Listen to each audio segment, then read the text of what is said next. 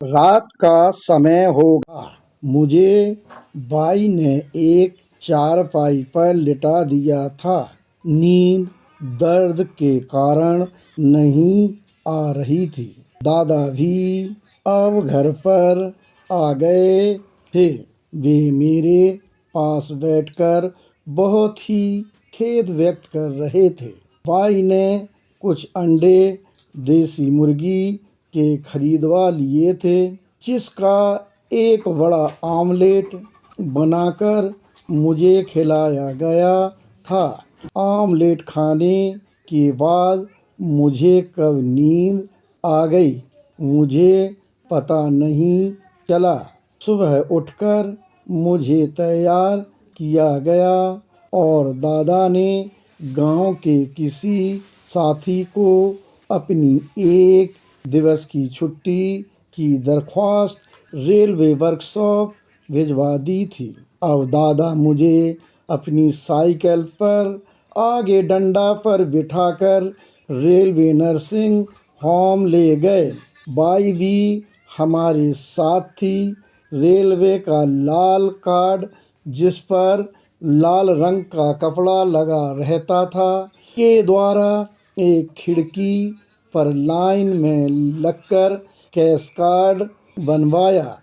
यह railway nursing home Jhansi मंडल का central railway का सबसे बड़ा अस्पताल था, जिसमें झांसी मंडल के सभी रेलवे कर्मचारी अधिकारी अपना इलाज कराने आते थे। सभी कर्मचारी अधिकारियों के परिवार का नाम भी लाल कार्ड में अंकित होता था। अस्पताल में हर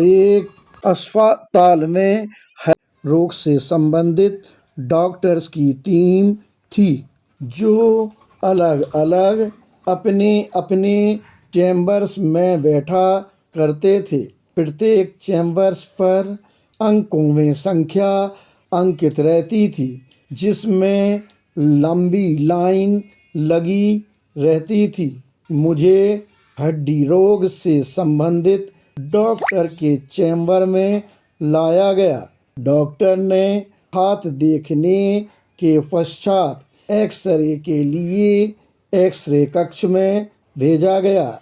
एक्सरे रिपोर्ट में मेरे हाथ की बाएं की हड्डी में क्रैक होना पाया गया, जिसका उसी दिन प्लास्टर चढ़ा दिया गया और 45 दिन बाद आने को कहा गया। उसके बाद हम घर पर आ गए। अब मुझे कुछ दिन तक स्कूल से भी निजात मिल गई थी। उन दिनों झांसी में बॉबी फिल्म आई थी, जिसे किशोरी भाई साहब ने देख ली थी। कुम्हार टोली की ओर जाने वाली पाइपलाइन, कोरी के खेत और कल्ली डुकैया के खेत के आमने सामने बैजनाथ सेठ से थोड़ी दूरी पर किसी कारण टूट गई थी, जिससे बड़ी तेजी से पानी निकल रहा था। उसी पानी की धार में सभी गांववासी नहा रहे थे। मैं भी वहां नहाने चला गया। नहाते वक्त किशोरी भाई साहब बॉबी फिल्म की स्टोरी सुना रहे थे।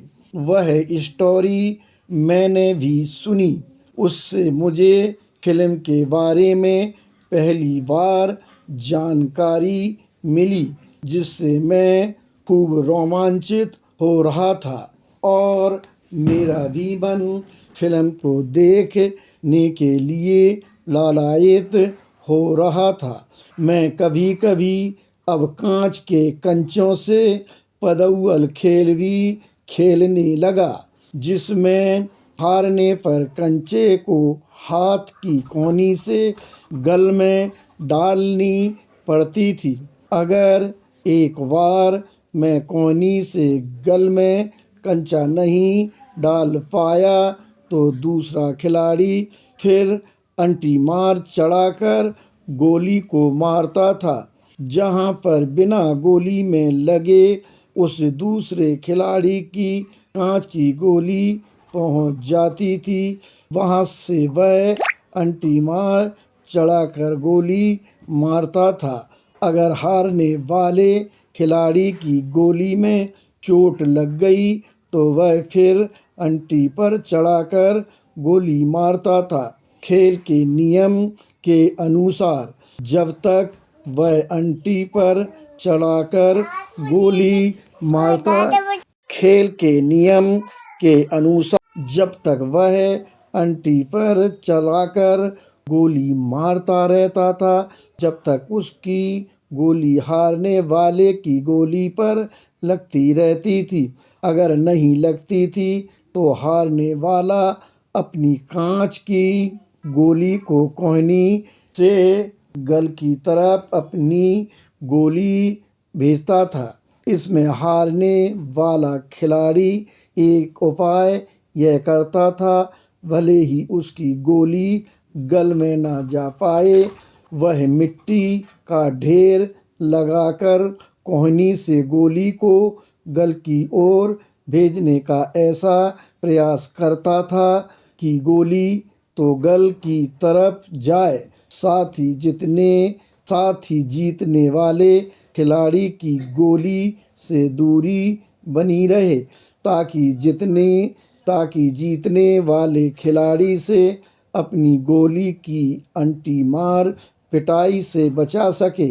जब जीतने वाले खिलाड़ी की गोली हारने वाले की गोली से दूर या विपरीत दिशा में चली जाती थी तो वह अपनी बारी आने पर कोहनी से गल में कर देता था। इस प्रकार फिर वह अपनी गोली को अंटी पर चढ़ाकर उस जीतने वाले की गोली में मारता था। निशाना लग जाने पर अब वह जीत जाता था और फिर अब नए हारे खिलाड़ी को कोहनी से गोली को गल में भेजनी होती थी।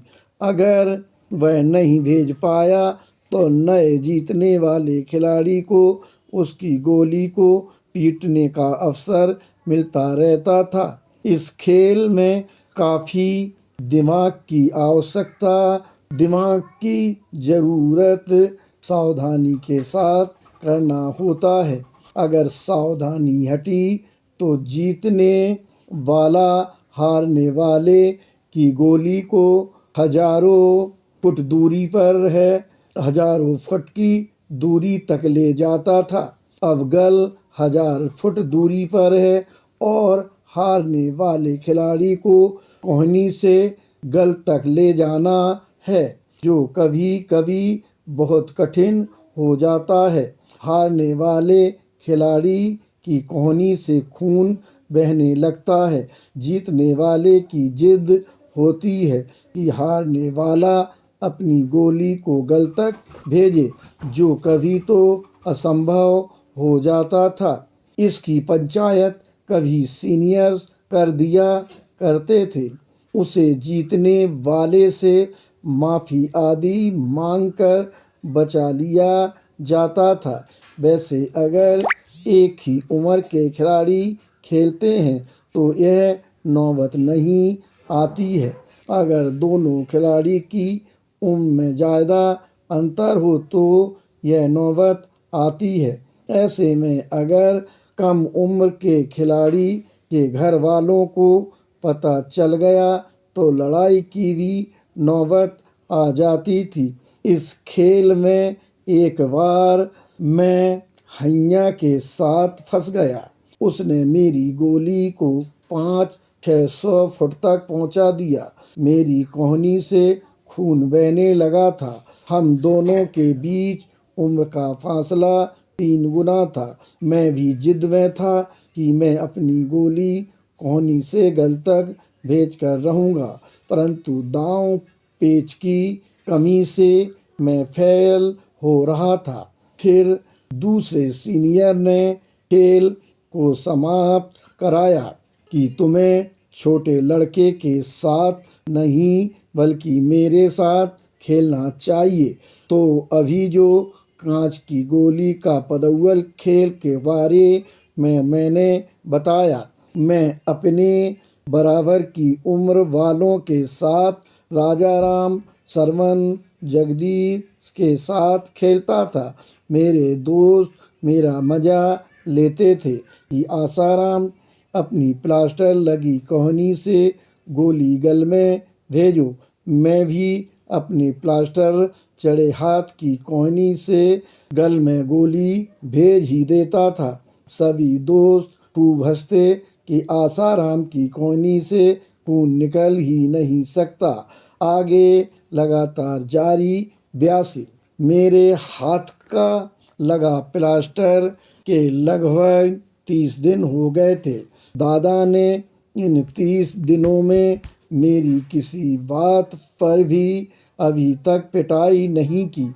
उल्टे समझाते रहते थे कि हाथ की उंगलियां चलाते रहा करो। उनके सामने तो चला देता था और उनके जाने के बाद खूब जी भर के गांव में खेला करता था। मेरे खेल के कारण टूटी पाइपलाइन के बहते पानी से मेरे हाथ का प्लास्टर पूर्ण रूप से ढीला हो गया था। 45 दिन ना जाने कैसे गुजर गए, पता ही नहीं चला। दादा ने मुझे अपनी साइकिल पर बिठाकर नर्सिंग होम, रेलवे अस्पताल ले जाकर मेरा प्लास्टर कटवाने हेतु जहाँ से कैश कार्ड बनता था उस खिड़की पर लाइन में लगकर बनवाया। फिर दादा मुझे हड्डी के डॉक्टर के पास उनके चैम्बर में ले गए। यहाँ पर भी एक लंबी लाइन का सामना करके आखिरकार डॉक्टर के मेज के पास पहुंच गए, जहां डॉक्टर ने एक सफ़ेद पेंटिंग किए स्टूल पर बैठने का इशारा किया। डॉक्टर साहब ने जब मेरा प्लास्टर देखा, जो बहुत ही ढीला हो चुका था, कहा कि आसाराम, इसके साथ क्या कुश्ती लड़ते रहे हो?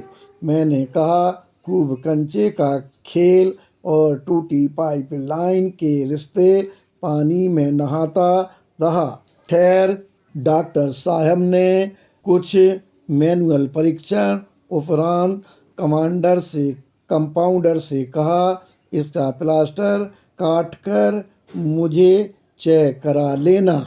कंपाउंडर मुझे एक दूसरी मेज के पास दूसरे कमरा में ले गया।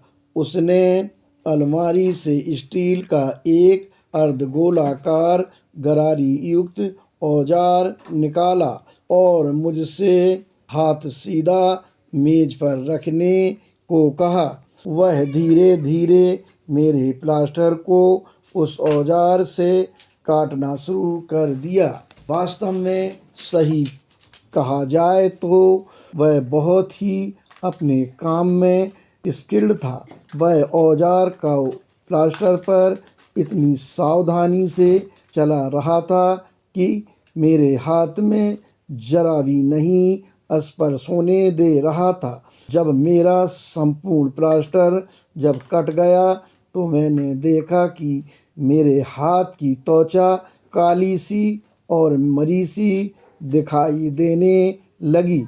उसने कहा, 2-4 दिन में यह मरी खाल हट जाएगी और पहले जैसी नई खाल निकल आएगी। पाउंडर मुझे एक दूसरी मेज के पास दूसरे कमरा में ले गया।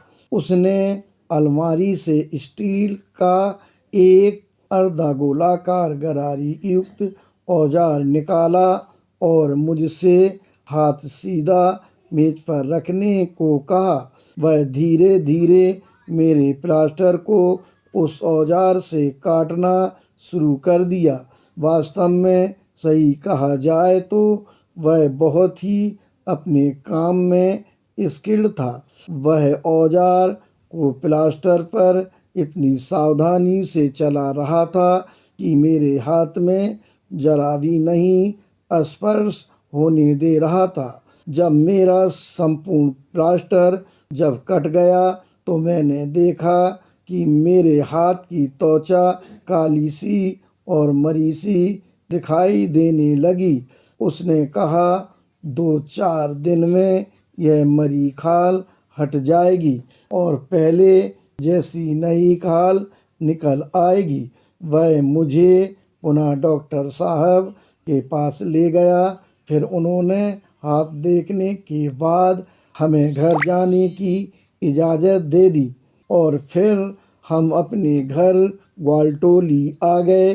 2-4 दिन बाद सच्चाई में मेरे हाथ की त्वचा दूसरे स्वस्थ हाथ की तरह दिखाई देने लगी। मैंने फिर से स्कूल जाना शुरू कर दिया। दूध वाले पंडित जी अर्थात बड़े मास्टर साहब मुझे पढ़ाने लगे। 2-3 माह में गणित का संपूर्ण कोर्स और अन्य पाठ्यक्रम का भी कोर्स उन्होंने बहुत ही अच्छे तरह से समझाकर समाप्त कर दिया।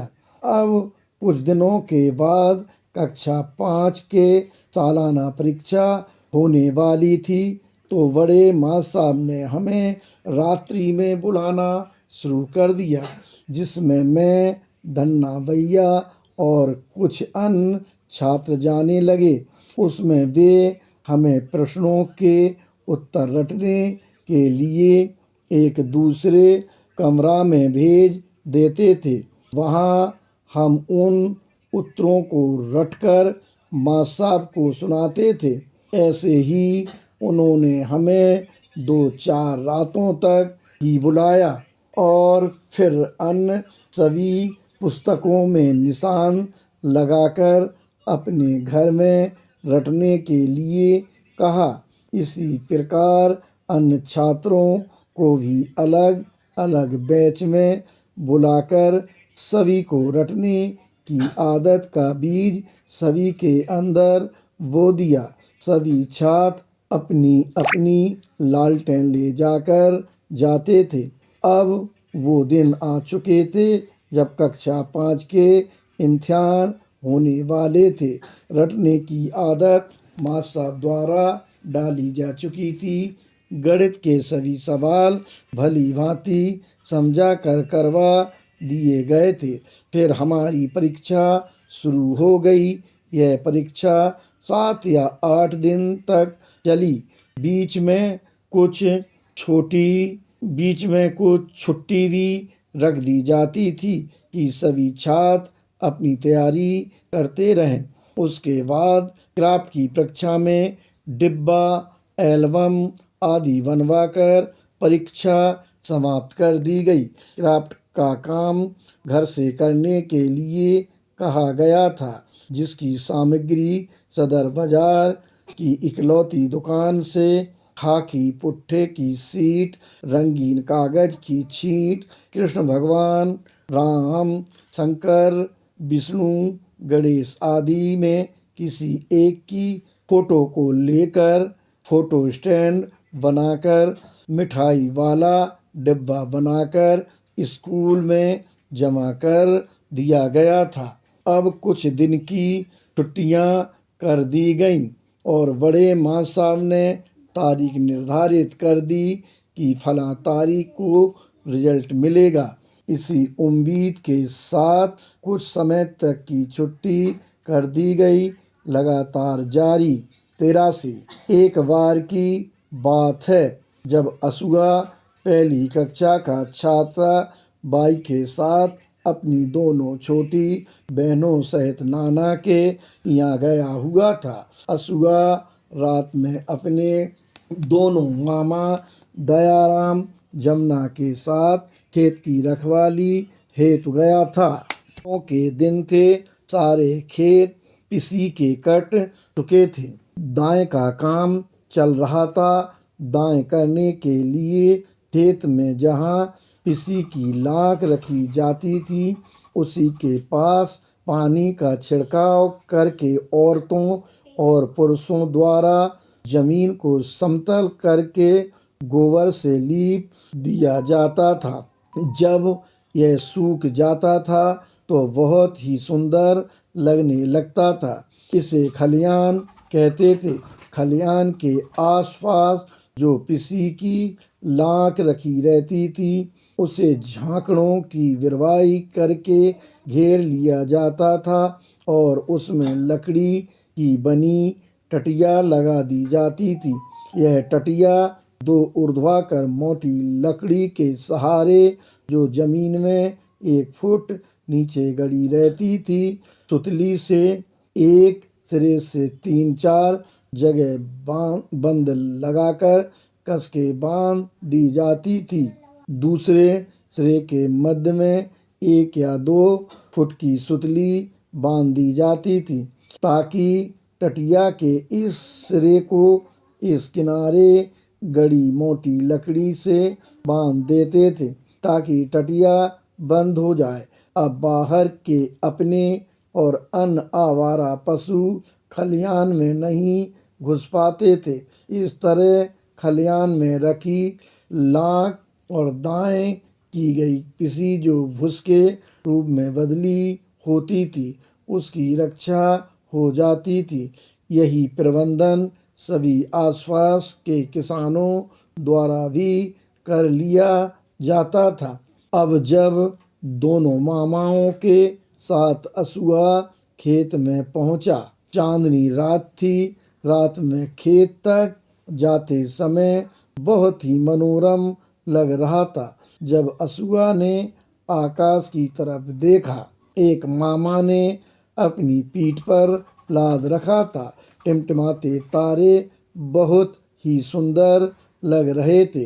धीरे धीरे हम अपनी खेत के खलियान जा पहुँचे। एक मामा ने टटिया का सिरा रस्सी से खोला। अब हम खलियान के अंदर आ चुके थे। पुनः उसी सिरे को टटिया को लकड़ी से कसकर मामा द्वारा बांध दिया। खलियान पर एक मामा ने बिछौना बिछाया, उसी पर हम तीनों लेट गए। अब मामाओं द्वारा चंदा मामा की कहानी कहनी शुरू कर दी। हटकर बैठा चांद एक दिन माता से यह बोला, सिलवा दो मुझे ऊन का मोटा एक झंगोला। सन सन की हवा, रात भर जाड़े से मरता हूँ। ठिठुर ठिठुर कर किसी तरह यात्रा पूरी करता हूँ। आसमान का सफ़र और यह मौसम जाड़े का ना हो अगर तो ला दो कुर्ता ही कोई भाड़े का। बच्चे की बात कहा माता ने, अरे सलोने कुशल करे भगवान, लगे मत तुझको जादू टोने। जाड़े की तो बात ठीक है पर मैं तो डरती हूँ। एक नाप में कभी नहीं तुझको देखा करती हूँ। कभी 1 अंगुल भर चौड़ा, कभी 1 फुट मोटा। बड़ा किसी दिन हो जाता है और किसी दिन छोटा। बड़ा किसी दिन हो जाता है और किसी दिन छोटा। घटता बढ़ता रोज किसी दिन ऐसा भी करता है, नहीं किसी की भी आँखों को दिखलाई पड़ता है। अब तू ही ये बता, नाप तेरी किस रोज लिवाएं। सीधे एक झिंगोला जो हर रोज बदन में आए।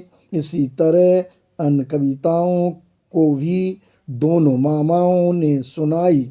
दोनों मेरे मामा कक्षा 5 तक ही पढ़े थे। दयाराम मामा अपनी शिक्षा आगे जारी रखना चाहते थे।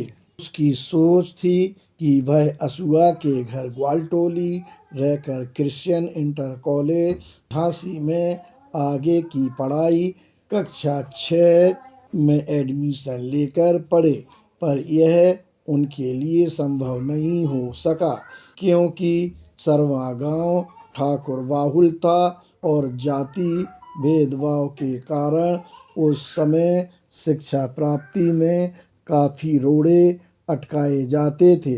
उन रोड़ों की काट ढूंढना बहुत ही दुरूह कार्य था। यह कहानी उसी रात खलियान में लाख और पिसी की रखवाली करते वक्त दयाराम मामा द्वारा अपनी आप बीती सुनाई जा रही थी। हुआ यह, जब दयाराम ने अपने गांव के प्राइमरी पाठशाला सरवा से टीसी ले ली तो बाबूलाल मामा, जो कि असुआ के मंझले मामा थे, दयाराम मामा संजले मामा थे, जमुना मामा हल्के थे, रामदास मामा सबसे बड़े थे, तो बाबूलाल मामा द्वारा पारिवारिक झंझट खड़ी कर दी।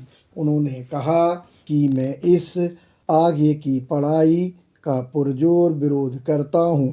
बाबूलाल मामा ने तर्क दिया कि हम तीनों खेती करें और यह नवाब आगे पढ़ें। जमुना मामा का काम सुबह अपने घर के समस्त जानवरों को डांग में चराने का था और शेष दो बड़े और मंझले मामा नाना के साथ मिलकर खेती के काम करना था। सुबह सुबह नाना द्वारा किसी अन्य एक मामा के साथ लोहार का काम करना, कभी कभी बढ़ई का काम करना, और जब खेती के कार्य से वक्त बचता था तो गांव के सभी जातियों के मकान बनाने का काम नाना और बाबूलाल मामा द्वारा किया जाता था। दयाराम मामा ने ही बताया कि ठाकुरों और अन्य ऊंची जाति द्वारा बाबूलाल मामा को भड़का दिया था कि तुम तीनों यहाँ मेहनत करोगे और दयाराम मामा शहर में मौज मस्ती करेगा। अतः बाबूलाल मामा ने इतना रार फैला दिया कि अगर दयाराम मामा को शहर पढ़ने भेजा तो मुझसे बुरा कोई नहीं होगा।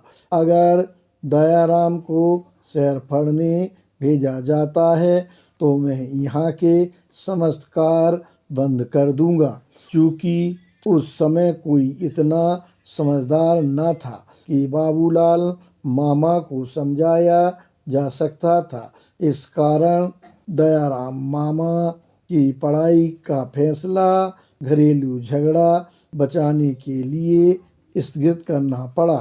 गांव वाले ठाकुरों द्वारा भी आग में घी डालने का काम किया और एक कहावत बनाकर उल्टे अन्य मामाओं को समझा दिया कि कम पड़े तो हल से गए, ज्यादा पड़े तो घर से गए। इस कहावत का उनके पास उस समय घरेलू झगड़े के कारण कोई काट नहीं था, इसलिए दयाराम मामा की कक्षा 5 के आगे की पढ़ाई पर विराम लग गया था। खैर, यह सभी दास्तान दयाराम मामा द्वारा जमुना मामा और असुआ को सुनाई जा रही थी कि अचानक असुआ जोर जोर से रोने लगा। उन्होंने उजाला करके देखा तो वे दोनों कहने लगे, शायद चीपा ने काट लिया है। असुआ का रोना बंद नहीं हो रहा था, उसके रोने चिल्लाने की आवाज़ बढ़ती जा रही थी। तब उन्होंने फैसला किया कि असुआ को शीघ्र घर अन्य सदस्यों के पास भेजा जाए। वे दोनों मामा मुझे पीठ पर लाद कर घर की ओर ले चले। असुआ रास्ते भर रोता रहा। घर आकर सब चुप कराने लगे। रोते रोते कब नींद आ गई पता ही नहीं चला।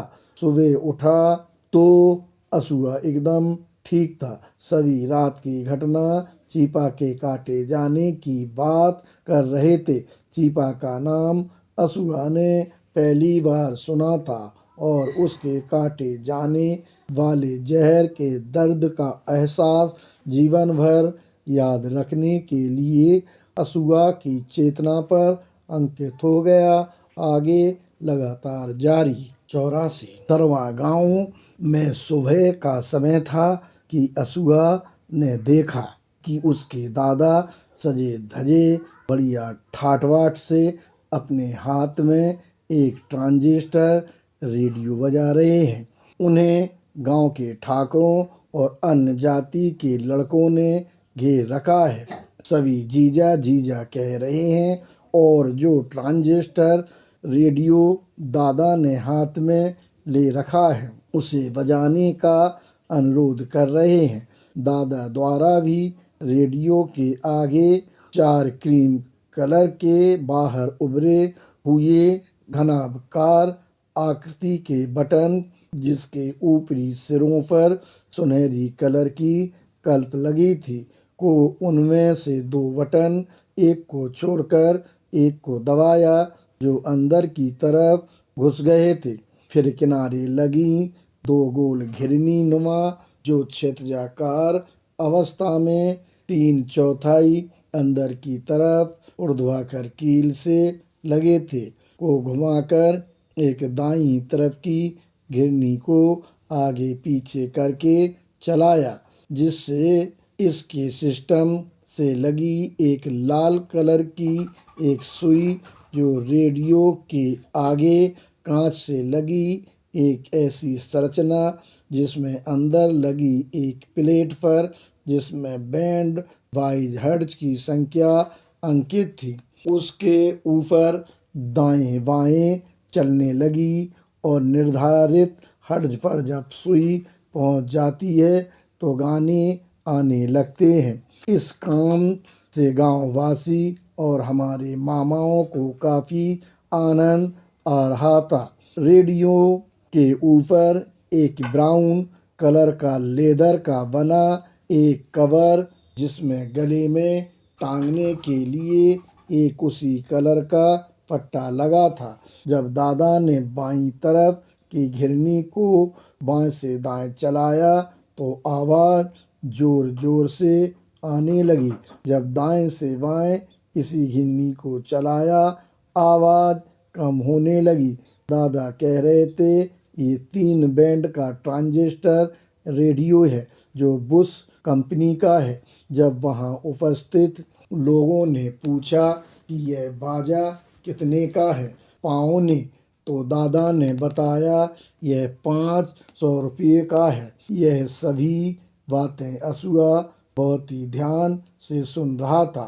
दादा लोगों से कह रहे थे कि जब आप अपने अपने घरों को जाओ, पर वे टस से मस नहीं हो रहे थे और नए नए बैंड बदलकर अन्य स्टेशन पर गीत और समाचार की मांग कर रहे थे। दादा उन 4 घनाभकार बटनों को बदल बदल कर कभी 2 कभी 3 कभी 1 को दबाकर बैंड बदलकर सीलोन विविध भारती फौजियों के लिए वाले गीत, आकाशवाणी न जाने कितने प्रकार के स्टेशन बदल बदल कर सुना रहे थे।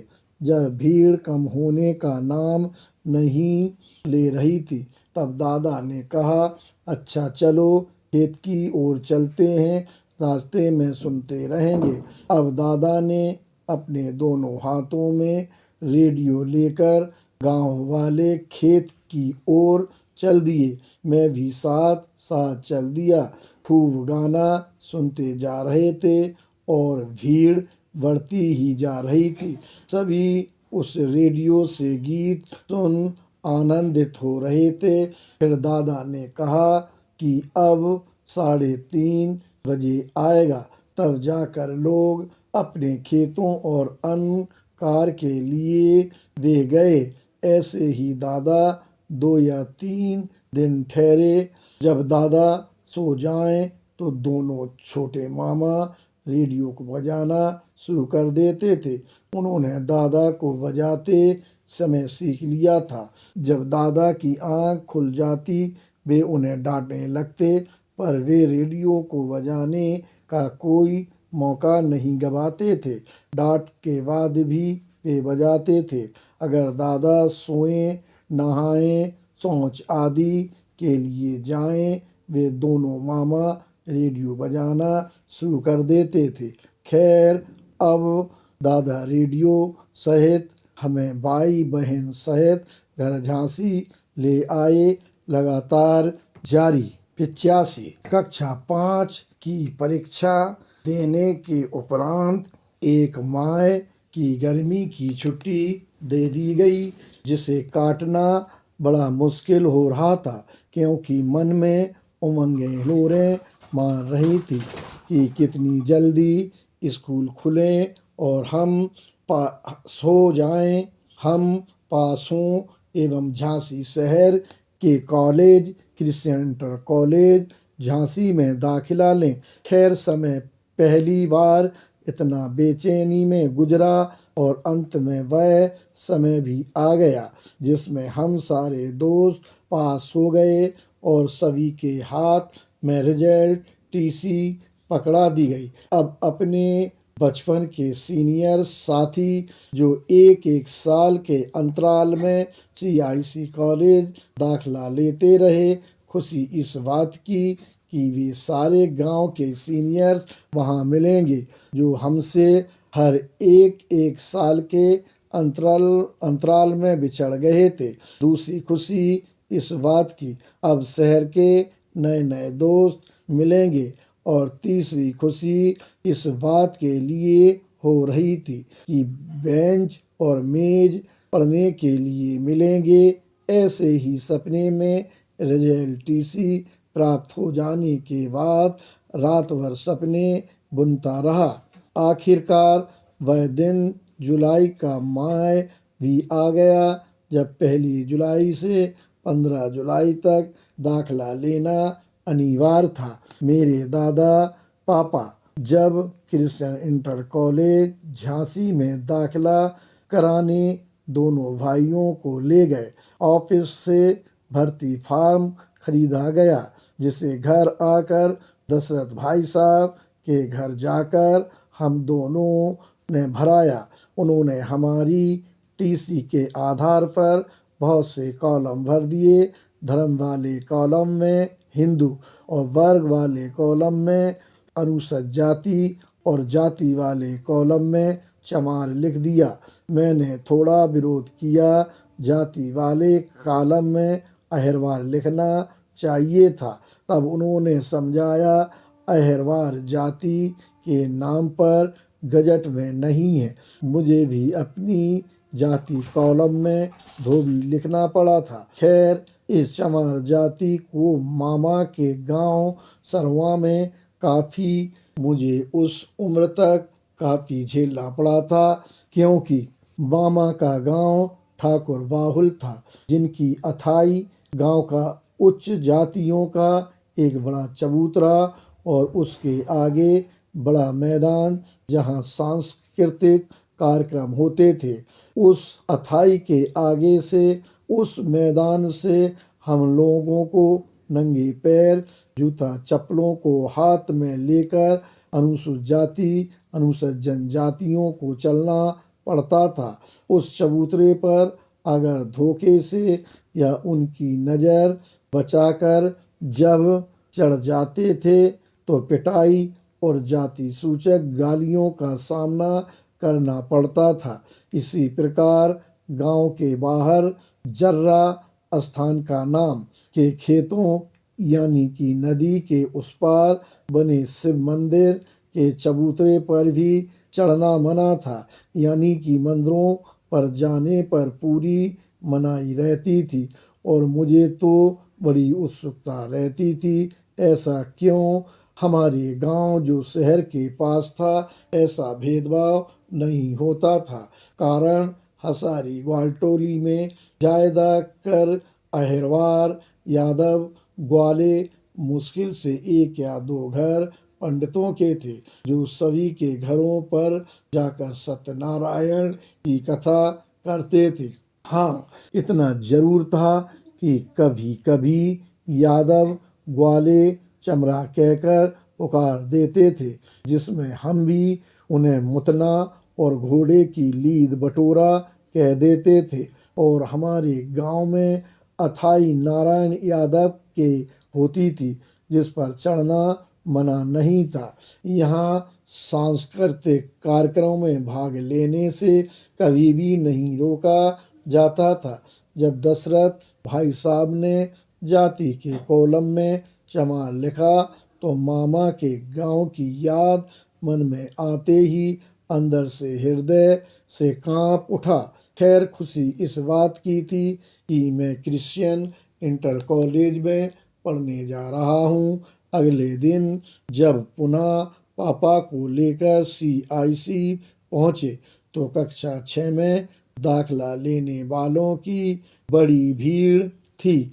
यहाँ यह भी बताना अनिवार्य होगा, जैसे ही हमारे दोस्त और हम दोनों भाई कक्षा 6 में दाखिला लेने की तैयारी कर रहे थे, दशरथ भाई साहब अपनी हाई स्कूल प्रथम श्रेणी में पास का रिजल्ट और TC दे रहे थे। क्योंकि यह स्कूल में 11 और 12 कक्षाओं में विज्ञान वर्ग की सुविधा नहीं थी, केवल आर्ट्स और कॉमर्स की ही सुविधा थी। इसलिए वे विज्ञान वर्ग लेने के लिए विपिन बिहारी इंटर कॉलेज में दाखिला की तैयारी कर रहे थे। इस प्रकार एक होनहार उत्कृष्ट सीनियर छात्र के साथ साथ पढ़ने के मौके से मैं सदा के लिए वंचित रहा और बहुत से गांव के सीनियर साथियों के साथ साथ पढ़ने का मुझे मौका मिला, जिनके नाम सुदर्शन जी, भगवान दास जी, मेहरबान जी, कैलाश जी, राम जी लाल जी, ऐसे ही बहुत से समकालीन सीनियर। खैर एक भीड़ भरे माहौल में जब मेरा और धनीराम भैया का नंबर आया, कंडेरियल सर ने हम दोनों का दाखला लेने से इनकार कर दिया। मेरे और भैया के ऊपर जैसे वज्रपात टूट पड़ा, जबकि सारे मेरे दोस्तों का दाखला जो हम अपने गांव से आए थे हो गया। मेरे प्रिय दोस्त रामकिशन, राजू बरार, राजाराम आदि का भी हो गया। मेरे पापा ने हजारों मिन्नतें कंडेरियल सर से की, लेकिन वे हम दोनों का दाखिला लेने से साफ मुकर गए। कारण मेरी उम्र TC में 14 साल प्लस और भाई की उम्र 15 साल प्लस थी। सर कह रहे थे यहाँ पर 11 साल प्लस ही चाहिए और आपके दोनों बच्चों की अधिक उम्र है। इसलिए इस नियम के वजह से मैं किसी भी सूरत में दाखिला नहीं दे सकता हूँ। मेरे पापा प्रिंसिपल जी के दफ्तर गए, उन्होंने भी हम दोनों के प्रति कोई भी सहानुभूति नहीं दिखलाई, क्योंकि पापा ब्रिटन थे, जैसा कि मैं अपनी जीवनी में पहले ही वर्णन कई बार कर चुका हूँ। साथ ही मेरे पापा को पहलवानी का बहुत ही बड़ा शौक था। मेरे ग्रैंडफादर को पापा को पहलवानी कराने का और उनकी खिलाई का जुनून था। ऐसी हालत में मेरे पापा हार मानने वालों में नहीं थे। उनके गांव में लड़ाइयों के कारण अनेक मुकदमों का सामना भी करना पड़ रहा था। उनकी लड़ाकू प्रवृत्ति क्षेत्र में बहुत मशहूर थी। इसलिए पापा ने हमें ढांढस बंधाया कि चिंता मत करो, दाखला तो इस कॉलेज को देना ही पड़ेगा। हम तीनों साइकिल से सवार होकर घर आ गए। पापा अगले दिन फिर लेकर कॉलेज पहुँचे और फिर दाखिले की प्रार्थना की, लेकिन फिर भी वही टकासा जवाब। दिन भर कई दिनों दाखिले के लिए संघर्ष करते रहे, लेकिन परिणाम शून्य। पापा अब अपना मन बना चुके थे कि अगर दाखिला नहीं तो कंडेरियल सर आप कॉलेज से बाहर तो निकलोगे, मैं तुम्हें देख लूँगा। यह धमकी काम कर गई। अब उन्होंने रास्ता बताया कि आप दोनों की TC पुनः बनवा लाओ, जिसमें दोनों की उम्र 12 या 13 के बीच लिख दें। मैं दोनों को दाखिला दे दूँगा। अब फिर अपने गांव की स्कूल के लिए 1 या 2 दिन चक्कर काटे। यहाँ से भी टका सा जवाब, यह मेरे खेत से बाहर, मुझे माफ करो, यह नहीं हो सकता। पापा बहुत ही जिद्दी। चलो फिर क्रिश्चियन इंटर कॉलेज झांसी। कंडेरियल सर, आपका प्रस्ताव उन्होंने ठुकरा दिया। कृपया, अगर मेरे बच्चों का जीवन खत्म होता है तो मुझसे बुरा कोई भी साबित नहीं होगा आपके लिए। सर दौड़े दौड़े फिर प्रिंसिपल के पास गए। चूंकि कई दिन इसी ऊहापोह में गुजर गए थे, प्रिंसिपल को अब इस मामले को गंभीरता से लेना पड़ा और उन्होंने फोन से बीएसए साहब को संज्ञान में यह मामला लाए। उन्होंने कहा, एक उम्र के बाबत एक अर्जी ले लें और आप उसे अग्रसारित कर प्रार्थी को मेरे कार्यालय भेजें। तत्काल उक्त प्रकरण पर कार्रवाई करवाकर बीएसए ऑफिस गए। वहां अधिकारी द्वारा दोनों भाइयों की उम्र समायोजित कर दाखिला के लिए आदेशित कर दिया। फिर भी क्रिश्चियन इंटर कॉलेज में मात आसाराम का दाखिला किया गया। इस प्रकार दोनों भाई का साथ साथ पढ़ने का सपना अधूरा रह गया। धनीराम भैया का दाखिला सदर बाजार के नल्ला वाले कॉलेज में हो गया, जहां वे पूरे गांव के बच्चे से और मुझसे अलग हो गए। लगातार जारी।